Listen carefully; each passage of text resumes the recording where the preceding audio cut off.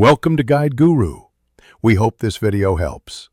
You already have Visual Studio and an API key. Now begin. Open Visual Studio, create a new console or ASP. NET Core project, then add HTTP client and Newtonsoft, JSON or system. Text, JSON via NuGet. Next, store your key in user secrets or environment variables so you don't hardcode credentials.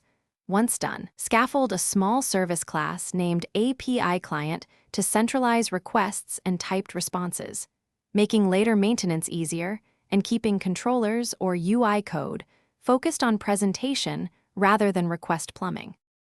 Now implement the core logic in your API client. Configure an HTTP client with the API base address, add the authorization header from Secure Config, and set accept. Application/JSON. Create async methods for GET and POST that serialize request objects and deserialize responses into typed models. This clarifies contracts. Add cancellation token parameters and simple exponential backoff retry for transient failures. Make sure to centralize error parsing so controllers get uniform exceptions or result objects they can render or log. Finish by integrating the API client into your app through dependency injection and calling it from controllers, services, or view models.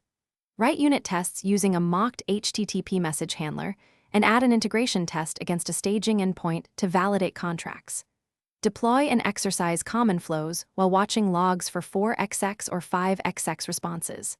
If calls fail, first verify the API key, base URL, and required scopes.